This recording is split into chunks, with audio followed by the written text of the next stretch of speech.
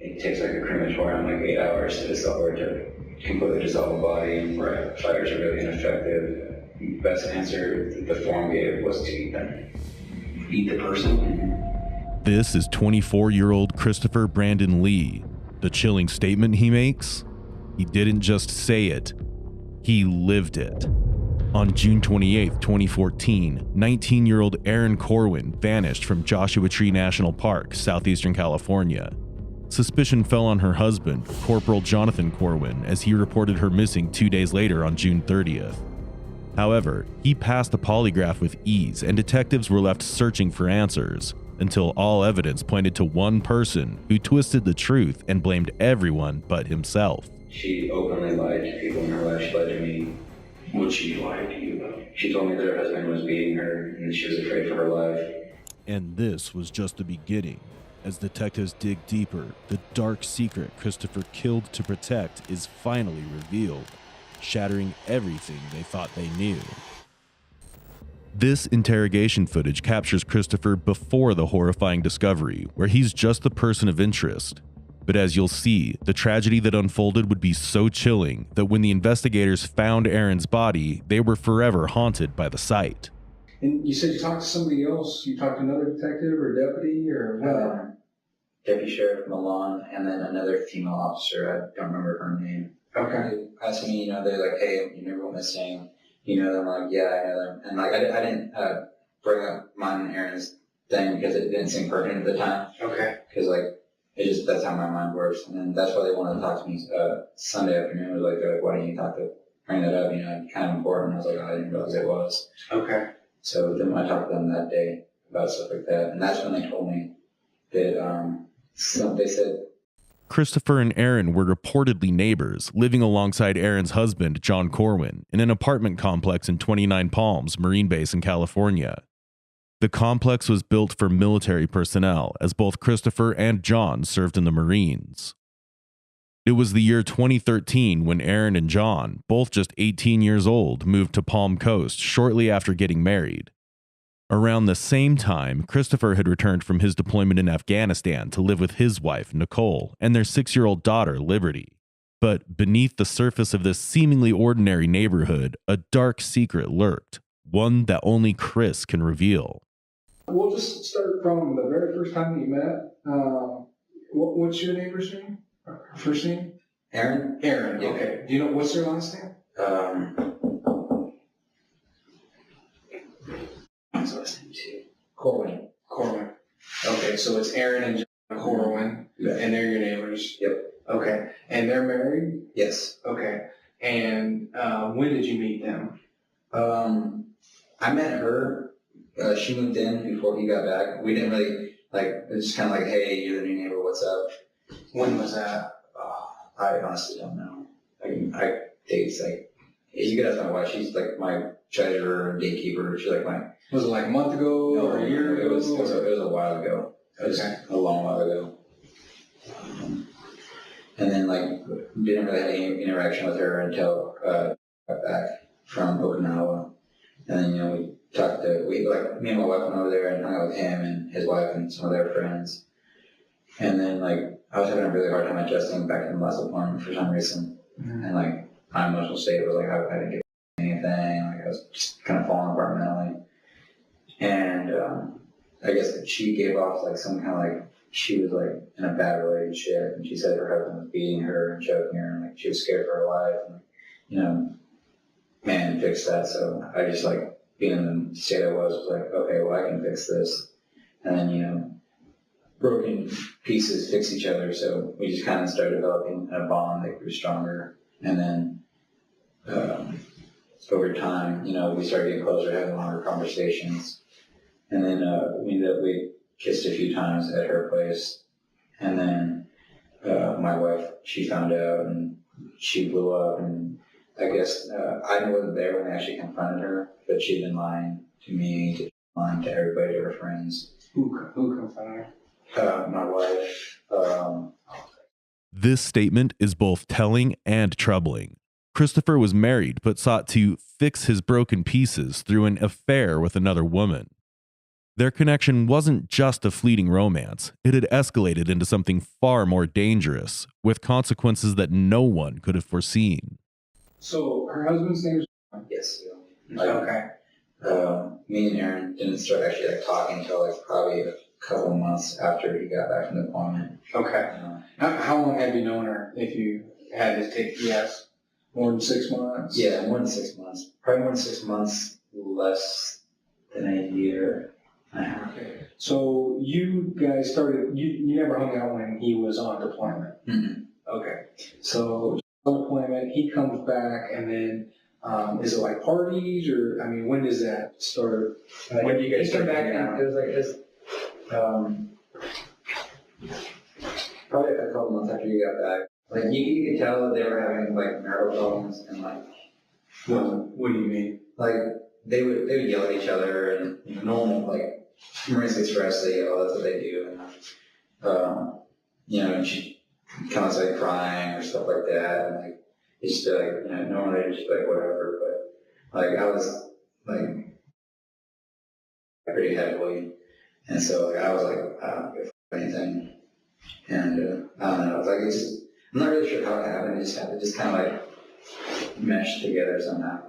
You said you had your issues. What was kind of spawning those your last deployment? Yeah, I don't know. Me and my wife, you get so used to being away from each other that it's hard to be with each other sometimes. Okay. And so we just weren't communicating, and I was in my own world, just I wanted to go back to Afghanistan because it was easier there. All you had to do was wake up, stand post, call patrols, and stuff like that. Real simple stuff, no real life type responsibilities. You didn't have to worry about the wife nagging or just clean up your room or something like that. She's like, you're different, blah blah blah. And it's just it was easier over there. Okay. When did you and your wife? When were you guys kind of having those? It started when I first got back, and it started getting, it got worse, but not to the point where people would probably, I don't know if anybody noticed, but it was just a tension, Mm-hmm. We never really, and then, we just occasionally would blow up at each other, and we knew, we had issues were going on. I just felt like I didn't need help, and I didn't want to listen to her when she said she needed help, that I needed to talk to somebody. Mm-hmm. She was right, I was not all there, Okay. And when were you deployed? This was Afghanistan, right? Yeah, I got there right before Thanksgiving, and I came back in April. So you were back. Were you guys staying at the same place where the apartments are based? Okay, so you came there, and you hadn't seen Erin or met her when that time. So how did you kind of cope with what you were dealing with when you first came back? My downstairs neighbor, we were hanging out a lot. Which one? His lessons, Malachi, drinking pretty heavily, but we were just hanging out a lot. So you kind of start feeling depressed a little bit.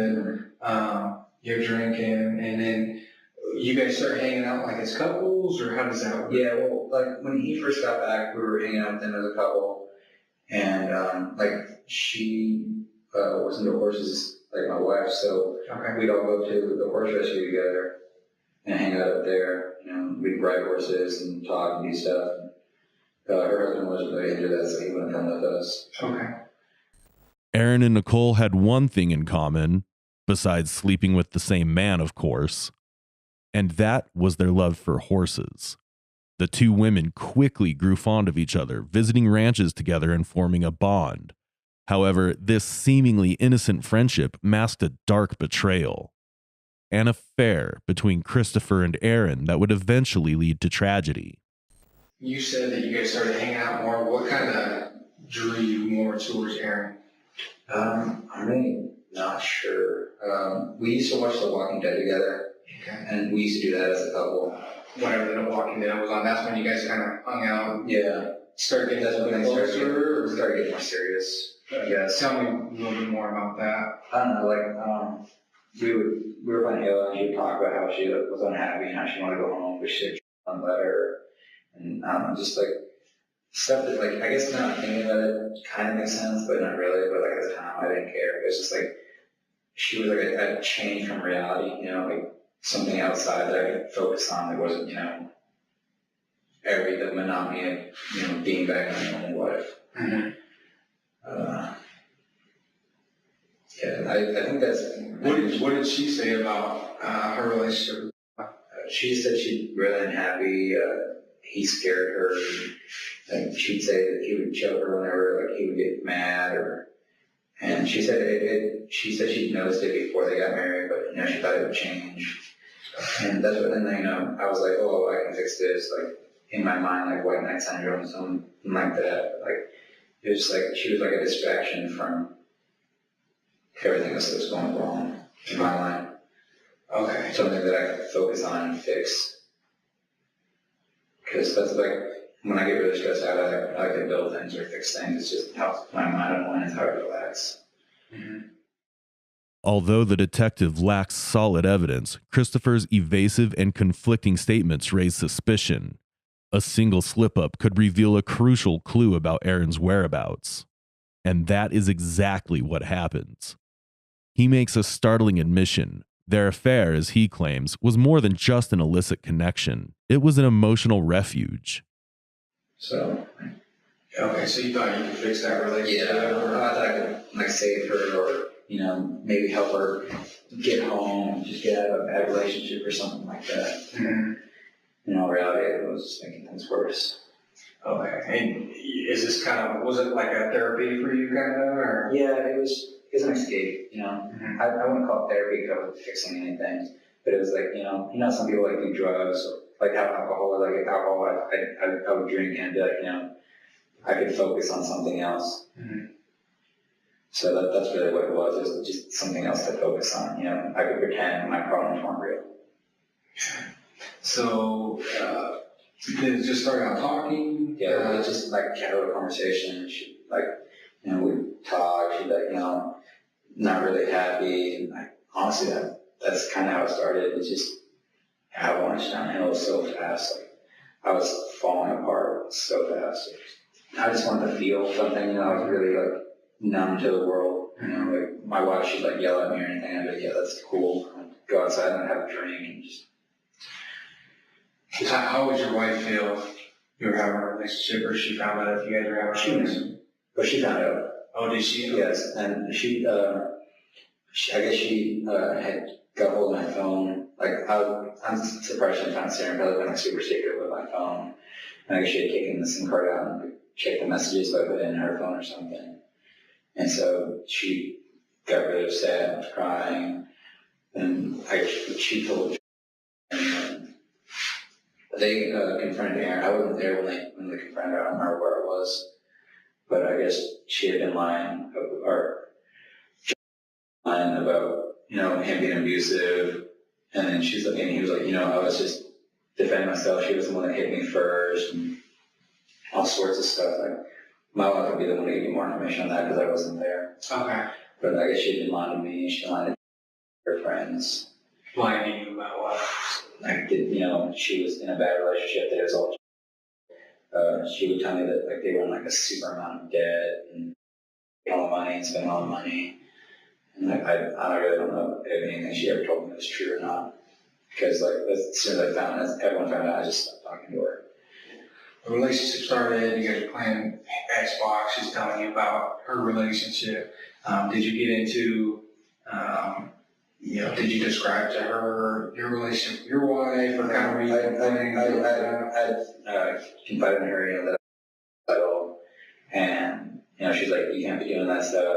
It's kind of like she was someone to talk to about stuff that I didn't want to talk to about with my wife, problems that I didn't even think I needed to fix, but I guess consciously I knew I needed to talk to someone about. But I guess she was someone that I could tell stuff that I didn't want to tell anybody else, because she was a secret. So I could tell her my secrets. Mm-hmm. What do you mean when she was a secret? What? When me and her were in a relationship, no one else knew about it, so I could text her things, be like, hey, this is what's going on, blah, blah, blah, stuff that I didn't want to talk about with the rest of the world. Mm-hmm. So. Okay, and did it start out, so you guys were talking, hanging out, playing Xbox, did it say, did you say, I'm going to text you? I mean, how did it happen from the night you guys were playing Xbox? How did it happen so fast? I got her number me and her were hanging out at the dog park, and one of us went to a Carl Jr., but someone's phone wasn't off, so I gave her my number, so me and Dawn would go to Carl Jr., and she could text us what they wanted. And then, like, I think one day she texted me, she'd be like, you know, this, and this. I can't believe this is happening. This is what I'm supposed to be like. And then, like, I'd be like, well, let's meet outside. We can talk about it. And it just kind of went from there. We were texting a lot back and forth. And it's just like a real strong emotional bond, I guess. It's like, how often would you guys text? A lot, like a couple times an hour at least every day. Like, and it got to the point, you know, like it was like kind of like it was like being in a new relationship. You know? Mm-hmm.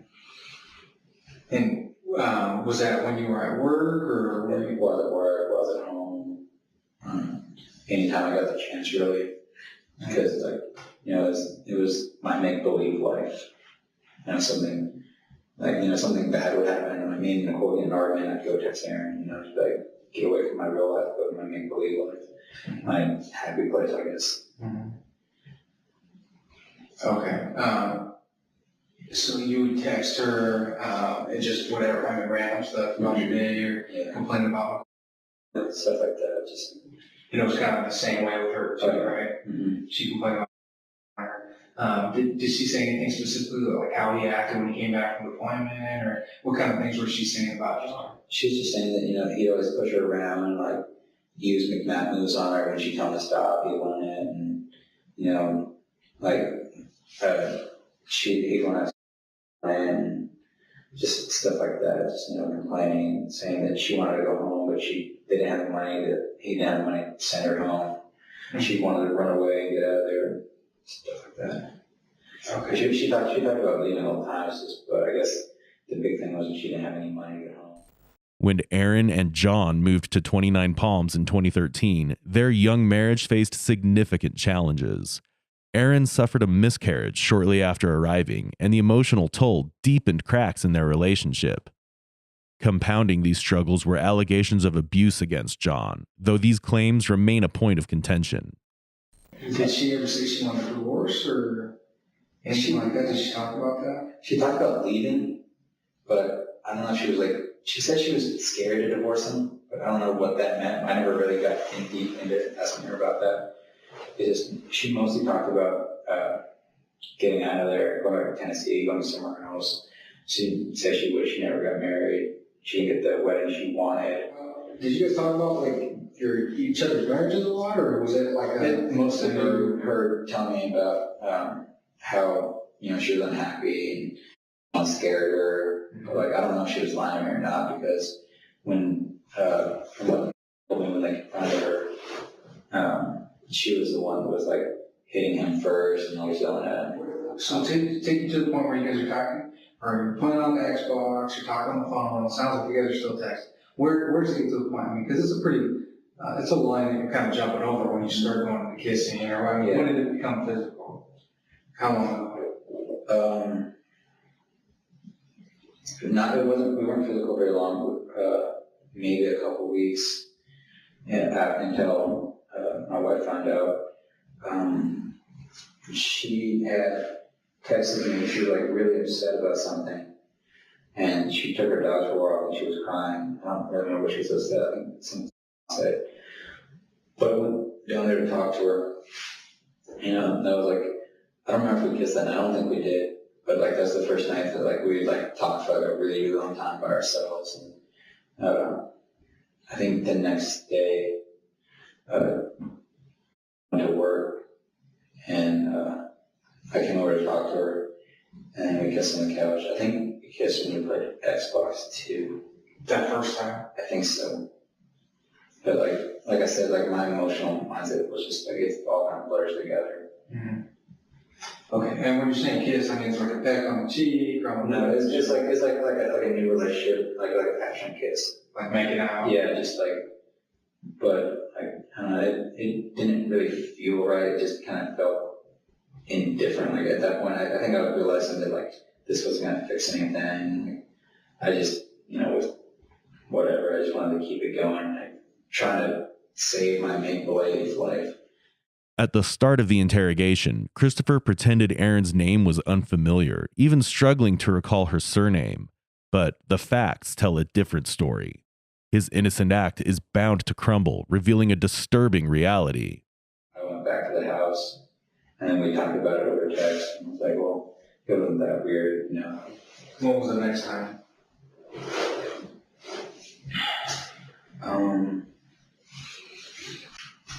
She texted me late at night, said something was up, and so I went out and met her by the playground by her house, and we kissed there. Your wife was in the house? Yeah, my wife was sleeping. Okay. Did she ever catch you going out or sneaking out or anything like that? Or she knew you were talking to her? Mm-hmm. Okay. Yeah, and she was starting to get suspicious, I think, at that point.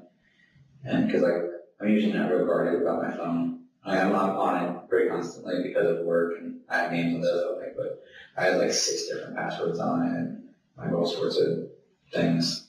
And she knew you were being more guarded about the phone? Yeah. You know, I thought I was playing smart, but... you said she found out, or she got it? She was getting really suspicious, and I guess what she did was she took this SIM card out of my phone and plugged it into the computer and accessed my text messages through that. Okay. What kind of text messages did she file? Just like, you know, hey, I love you, I'm glad we're seeing each other, stuff like that, because, like, I thought I was in love with her, but, like, it was just that make-believe life that I was in love with, that not normal dude. She pulls that out. I mean, did you let go of your phone, or, I mean, what, did she get your phone at work, or how did she get the SIM card out of there? She did it during the night while I was sleeping, so I'm a pretty heavy sleeper. Like, and she, like, naturally and rightfully lost her mind. We had a huge argument, you know. I told her everything, how I was feeling. In March 2014, Nicole discovered the affair and told John, revealing her husband's infidelity. This revelation seemingly ended the relationship between Erin and Christopher, but did they truly stop?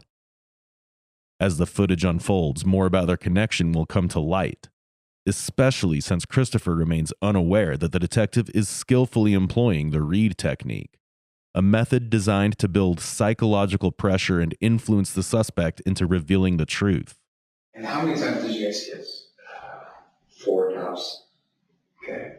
So you guys kissed 4 times. Did anything else happen other than kissing? No. Okay. Any touching, groping? Maybe some like hands up and down while we're kissing, but nothing real heavy. Okay. Nothing under clothes or anything like that. Okay, so clothes never came off. Any oral sex on either side? No. It never went past kissing. Okay. Never had any type of intercourse with her? No. Okay. So tell me the farthest that you did with her? The farthest we went was making out and like hands moving across each other's bodies, you know, just kind of basic new relation exploration type stuff, you know, like, you know, when you kiss somebody, you move your hands around, you pull them closer. That's as far as we ever got. Do you ever seriously consider making that the real life, or making her the real person that you want to be with? I think in my mind I thought I did, but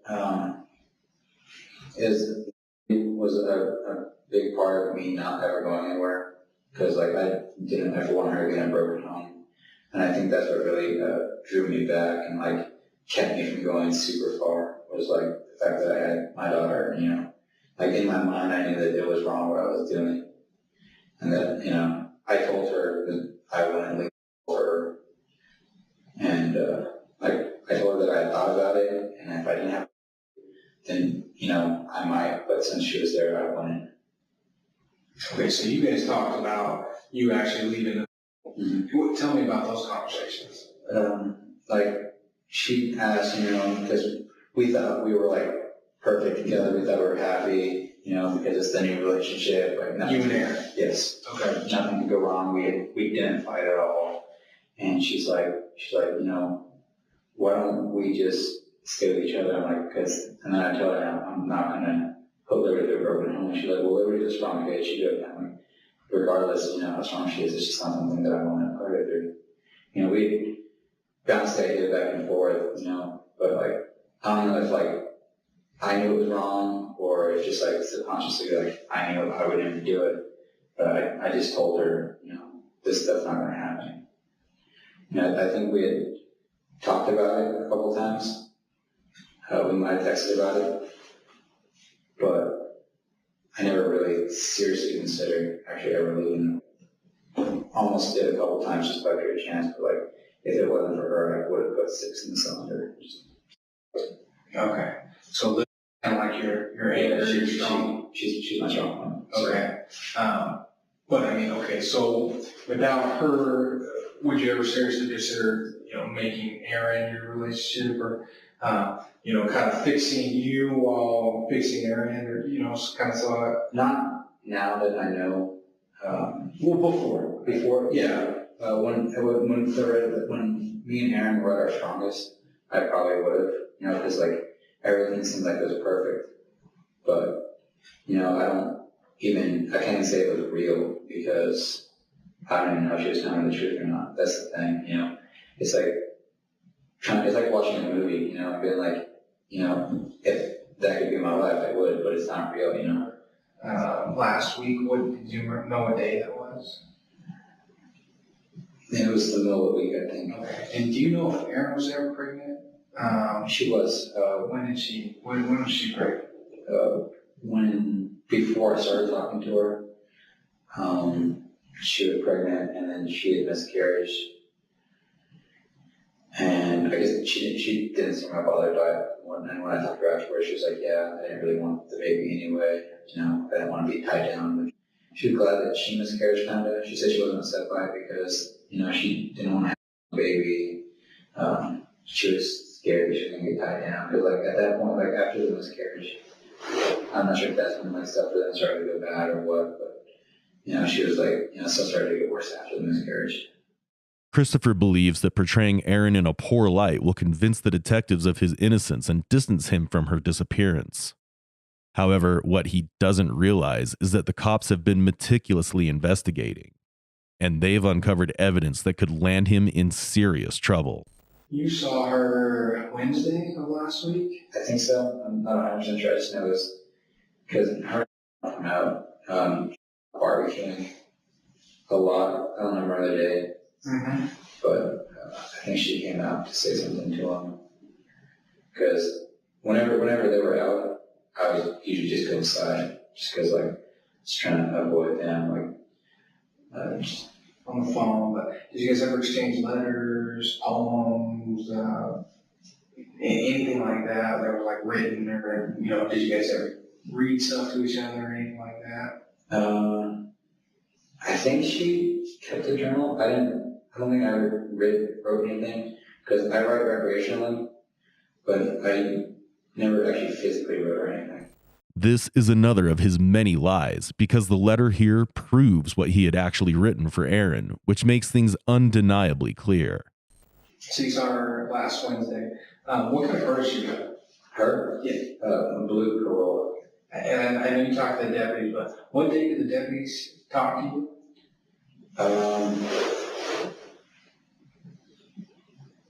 Sunday morning and Sunday afternoon, I think.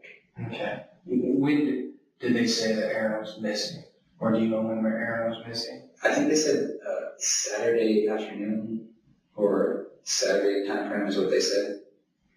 Saturday afternoon she went missing? Yeah, because they said that they talked to me, they said I hadn't heard from a while and she didn't come home, and then he was concerned. That's what they told me. So they didn't give me exact time when she was. You gotta be honest with me. If you met her, if you talked to her, if something, if that happened, you gotta be honest with me here.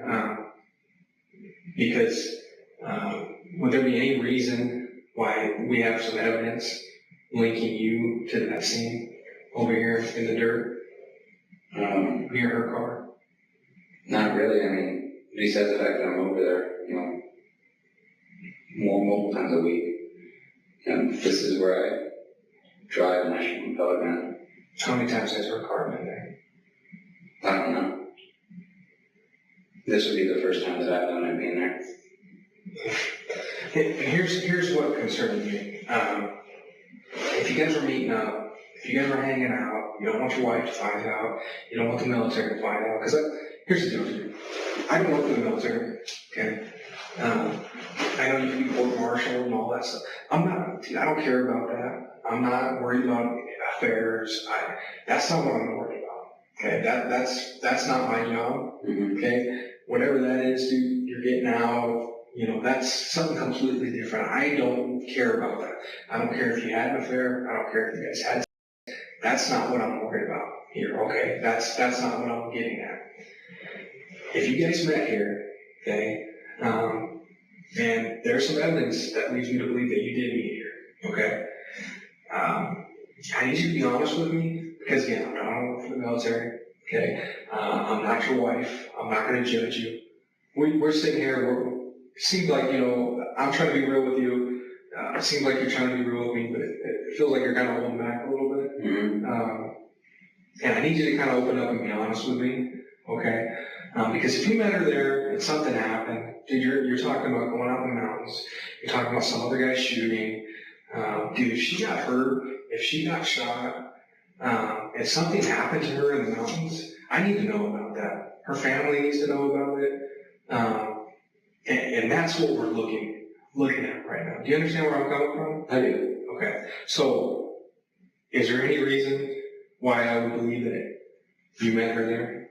No, there shouldn't be. I mean, can you tell me, what kind of evidence it is? Chris, we're not going to go there, okay?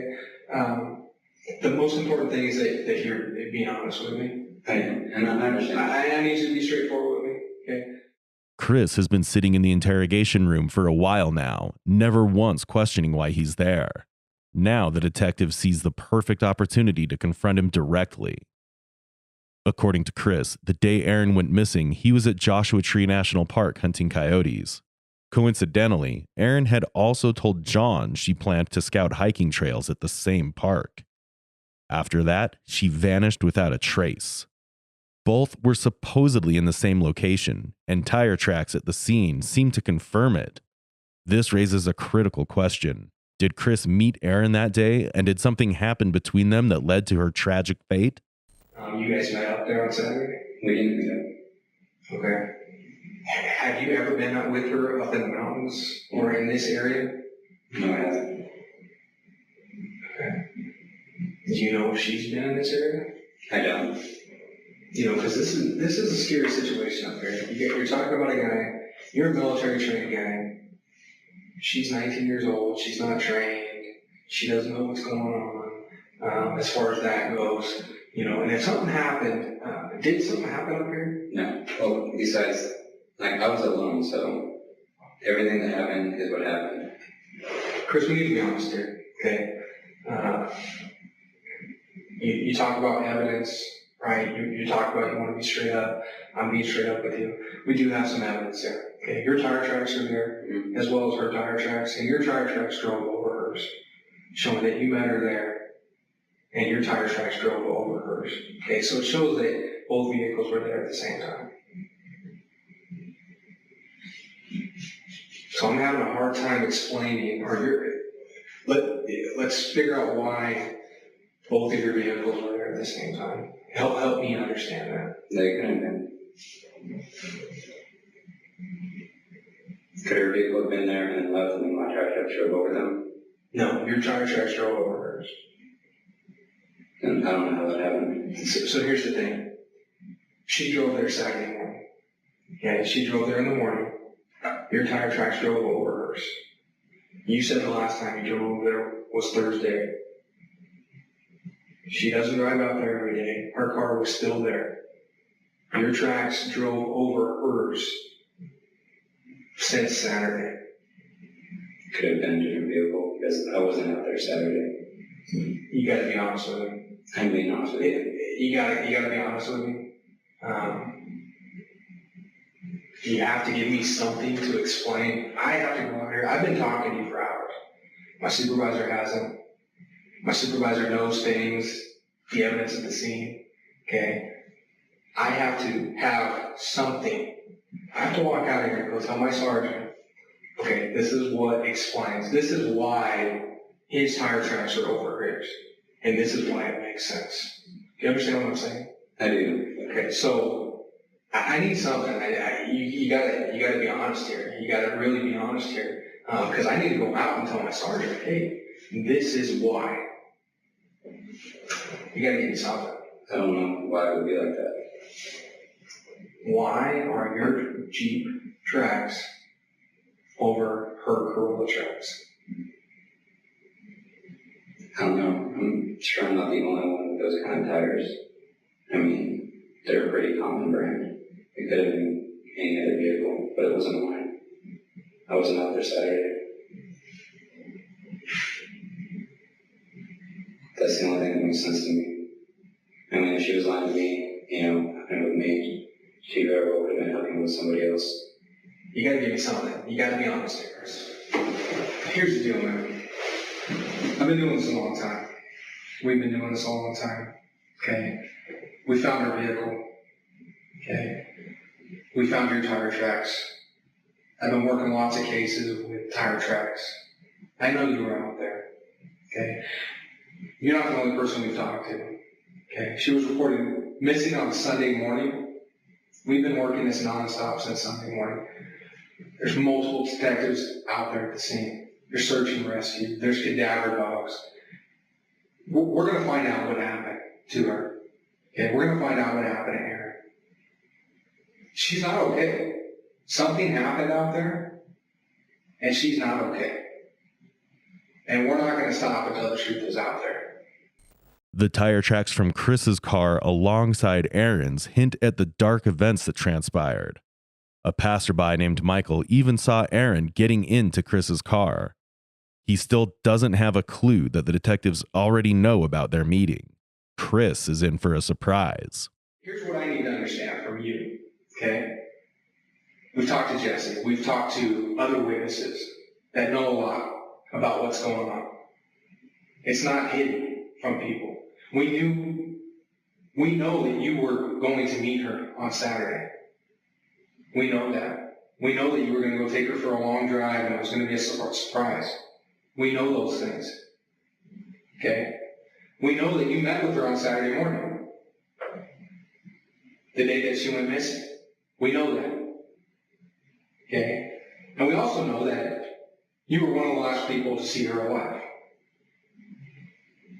Chris, something happened out there. We know that something happened out there. You know that something happened out there. And we just need to understand what happened out there. We need to understand why it happened out there. And I don't believe you're a cold-blooded killer. Okay? You had some problems. You were dealing with it. You were trying to get yourself right. And I don't believe you're a cold-blooded killer because I deal with cold-blooded killers all the time. But something happened out there. And I need to understand what happened. Because the truth is going to come out. We're going to find her. The truth is going to happen. We're going to be able to find out the truth when we find her. Okay? And we need to know that truth. That's what we're after here. So is this right?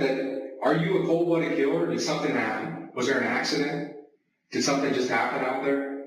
I didn't see her on Saturday. Okay, we're past that. You gotta listen to me right now. We're past that part. I understand you're saying that. But right now, this moment, okay, this moment right now is the most important moment of your life. You didn't plan her murder, and you were going to go out there and you were just going to kill her. Just be a cold-blooded killer, kill her, get rid of her, and then go on with your life. Is that what happened? No. Okay. So something happened out there. We know that something happened out there. And you have knowledge of what happened out there. Okay, so I need to understand what happened. Because that truth is going to come. We're not going to stop. Chris, we're not going to stop. We're not going home. We've been working this for days at a time. Okay? There's lots and lots of people working on this case right now. It's a very important case that she has found. Okay? And we know something happened to her. We know something bad happened to her. Okay, we know that. And we know that you were meeting her on Saturday. We know that. We know that you met with her on Saturday. And explain to me what happened. Because the truth is going to eventually come out. So here's your opportunity. She has lots of family, and this is not going away. It's not going to just be a missing person case where we forget about it and everyone goes back to their own lives. Okay? And everyone forgets about her, and everyone just goes back to work and just drives back and goes back to their normal jobs and their 8 to 5s. Okay? This case, we're not going to stop until we find out exactly what happened there. Are you afraid that we're going to think automatically that you had something to do with it? No, I didn't take anyone with me when I went coaching. Okay, what happened when you met her on Saturday morning? I didn't meet her on Saturday morning. We already know you did, okay? We know you met with her. We know from friends, okay? There's phones. There's phone records. I know you don't want your wife to find out. Okay? I know you're afraid of what your wife's going to think because your daughter. I understand that. I have small kids. There's nothing I wouldn't do in the world for my kids. Okay? And I already understand that you said that you're only alive because your daughter's here. Isn't that true? Yeah. That your daughter is the most important thing to you? Okay? I know that.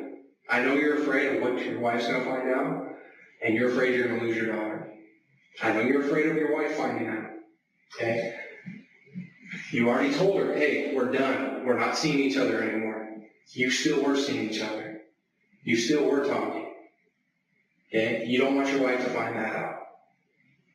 You're afraid of what's going to happen if your wife finds that out. I know that. You don't want to lose your daughter. You don't want to move back to Alaska and lose your daughter and lose your wife. But really, it's about your daughter. Because you already admitted that if your daughter wasn't in the picture, it would be no problem. You could leave and go with somebody else.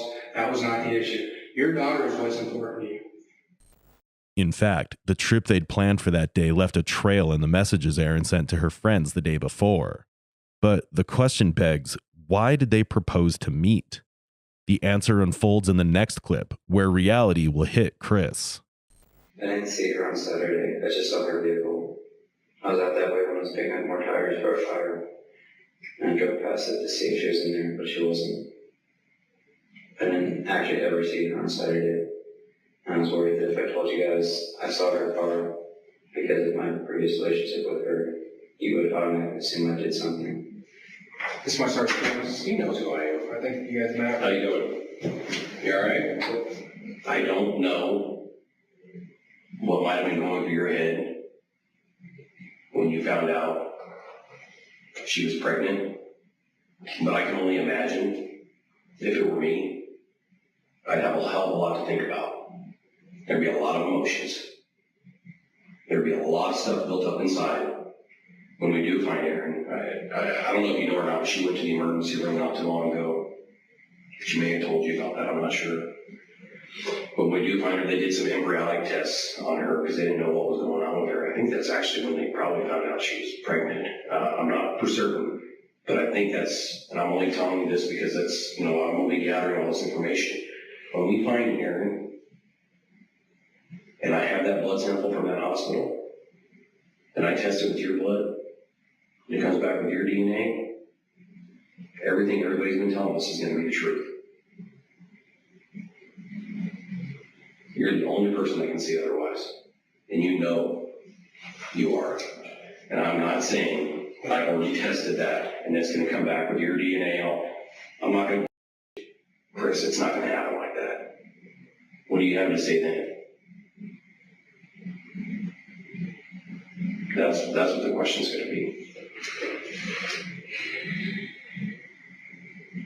Does any of that make sense? It does. Because you know she was pregnant with your child. She wasn't pregnant with my child. Well, maybe you really don't know. I don't know. But that's what she's telling everybody.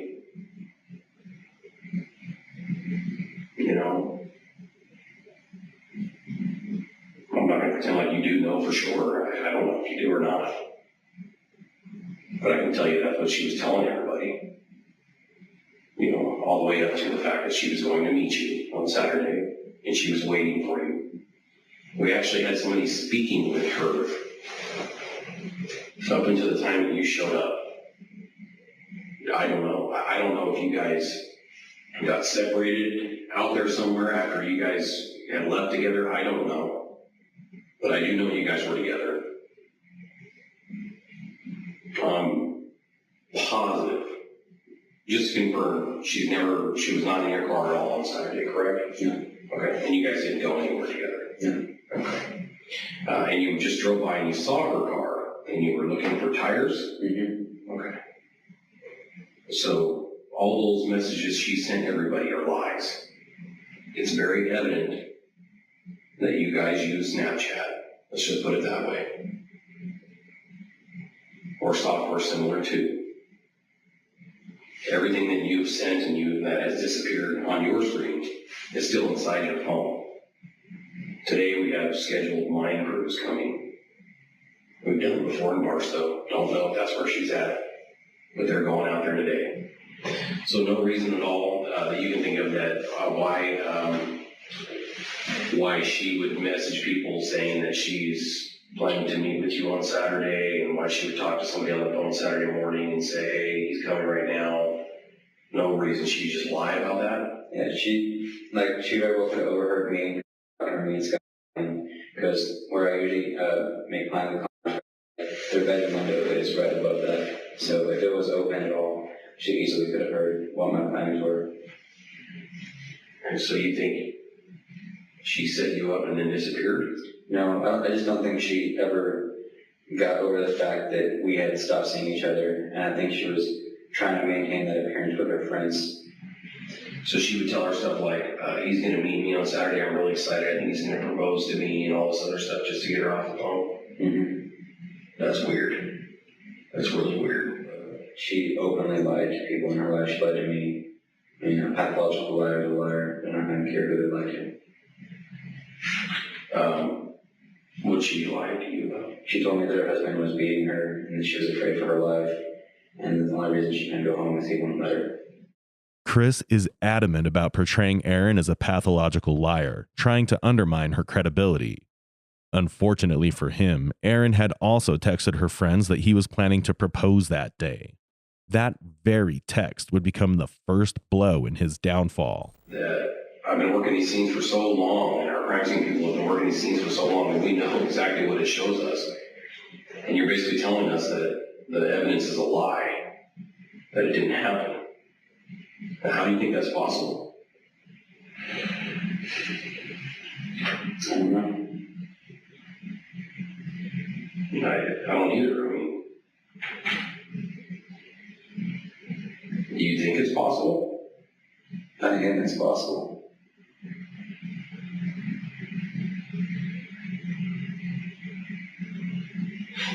So you think it's possible that her shoe impressions can be walking up to your car? It could be possible. And then, honestly, Chris, the evidence tells us that she did get into your vehicle. I just don't know why. Maybe that fear, you have more fear that we're going to think even more that you had something to do with it because she got in your vehicle. I don't know. I mean, perhaps. Is that what it is? Are you afraid that because she got in your car that we're going to think you did something? She didn't get into my vehicle. You ever do a polygraph test? Mm-hmm. You know what that is? Yes. What is it? It's the lie detector. Okay. You ever taken one before? No. Okay. If I were to ask you on a polygraph test, if you had anything to do or had any knowledge of anything to do with Erin's death, what would you say? I said no. What would the results be? They'd be truthful. How about we take one? I'd rather not. Okay. Because I'm emotionally unstable right now, and I don't want to give off false readings. One other thing I wanted to ask you about, when we do analysis on your computers and your phones and all that stuff, are we going to see things like that being Google polygraph machines and what they did? No. Okay. Are we going to see anything about murder or anything like that? Probably just under a month ago. What would you search on? We were using Google on my phone, and his phone, I think. That their phone? Yes. Okay. And what were the results? What did you find out? Pigs. Pigs? Mm-hmm. What does it say pigs do? They eat them. Are you serious? I've never heard of that. Holy crap. That's a new one. What else did it say? Anything else? No, one of them said a fire, but then I got into this huge debate how it takes like a crematorium like 8 hours to dissolve or to completely dissolve a body, and fires are really ineffective. The best answer the form gave was to eat them. Eat the person? Mm-hmm. Cannibalism? Mm-hmm. Why do you need the bones up? You grind them up and then you just get rid of the dust. What are you going to use to grind them up? I don't know. You use Doesn't a make hammer. sense. You could. And I've never really dealt with bone before. Well, I mean, I see a lot of bone, obviously, and I can't see that happening. That's weird, because if you were to actually try to hammer it, there's just too many chunks.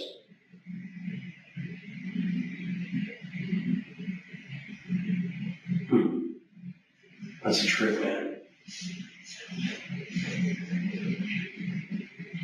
Was burial in the desert part of it?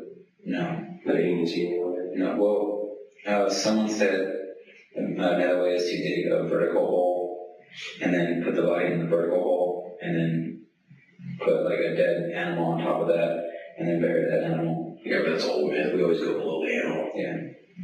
I've had a couple holes, believe it or not. Usually when we find the animal, we go below it. Sometimes we don't find anything. What does it say about mine shafts? Didn't say anything about that. We've had a lot of cases like that. Mine shaft ones. Out here in San Diego County. Did you do any searches on those ones? No. Yeah, shoot, man. We've had, at least on two hands that I can count, mine shaft cases. It's a pretty good idea. Problem is, it's been done so much. Mm-hmm. You know. So when you Googled that, you Googled how to dispose of a body? Yeah, it was a conversation we had. Can you think of anybody that was there that was present during that conversation?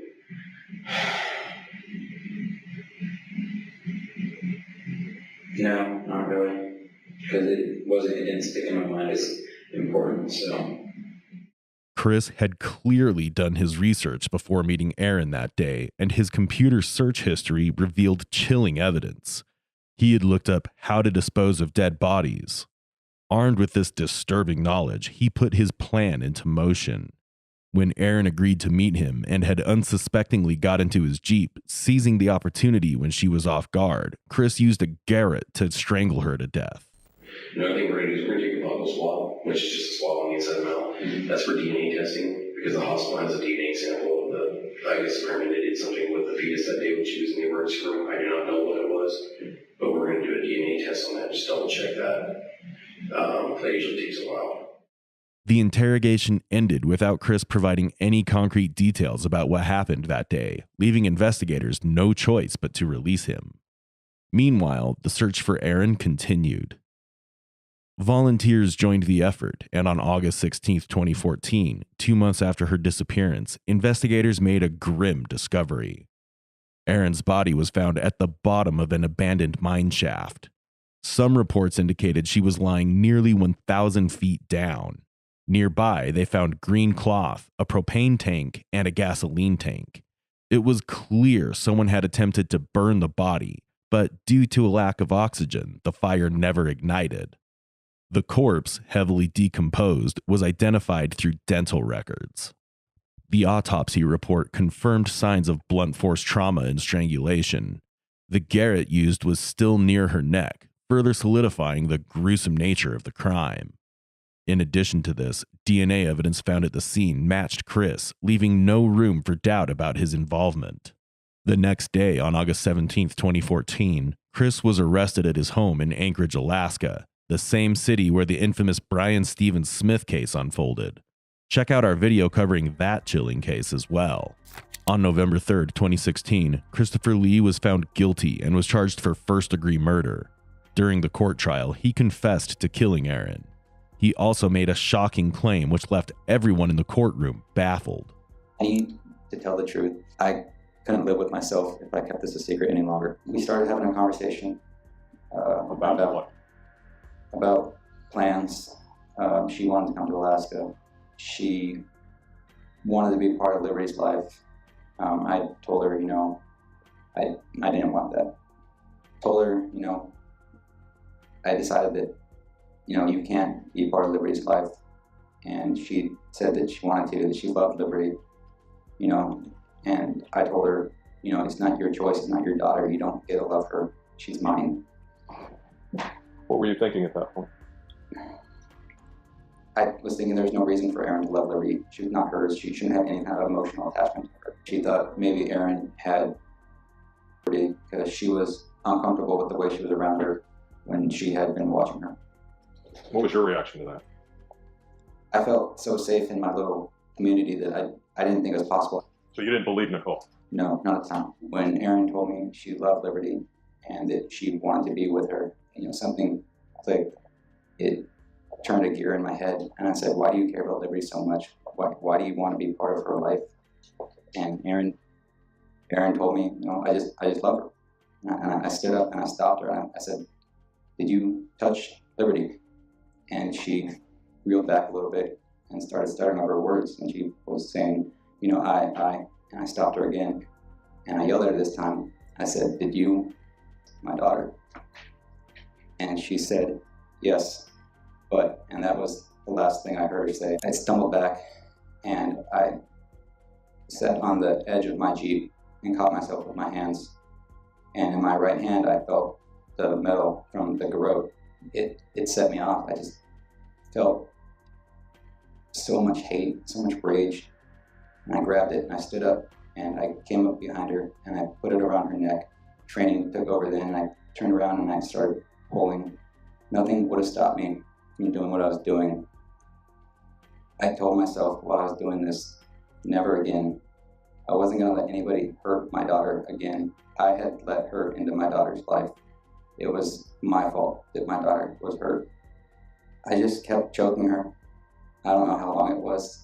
It might have been 5 minutes, 10 minutes. It felt like forever. And I just kept choking her. And then the anger, that feeling of disgust and hate ebbed a little bit, and I let go. And she dropped to the ground. After a few minutes went by, I realized what happened. I know I killed her. And so the garrote was still around her neck. So I grabbed it and I dragged her to the edge of the mine shaft and I pushed her in. That's about 10 seconds in. You could have stopped. Right? No.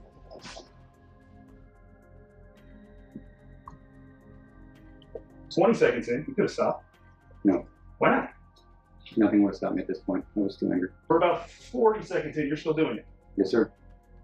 That's about a minute in. You're still doing it. Yes, sir. And your testimony is you couldn't have stopped. You couldn't have just let go of those handles. No.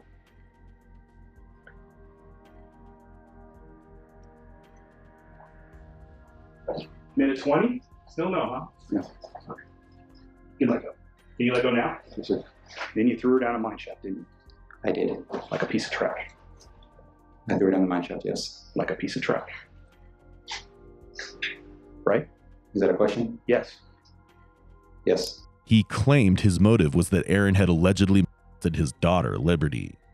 A claim that remains unverified, casting a shadow of doubt over his justification. The jury, however, was swift and unanimous in their decision, and on November 29, 2016, they took only 15 minutes to sentence him to life in prison without the possibility of parole. Erin was just 19, a young woman full of dreams, hoping to start her own family someday. The miscarriage was a devastating blow, leaving her emotionally vulnerable. With John absent to provide comfort, she became ensnared in Christopher's web of deceitful devotion, a trust that ultimately led to her tragic and brutal end. Her family, friends, and classmates are left to carry the weight of her loss, forever mourning the future that was stolen from her. Erin's story is a heartbreaking reminder of how quickly trust can be manipulated and turned against us. Her dreams, her life, and her future were stolen by someone she believed cared for her. As we reflect on this case, one haunting question remains. If Erin had been more cautious about Chris, could this outcome have been avoided? Were her dreams of starting a family and having a child blinding her to the dangers lurking around her? Let us know your thoughts in the comments section. Thank you for watching, and for more gripping content like this, remember to like, share, and subscribe to our channel.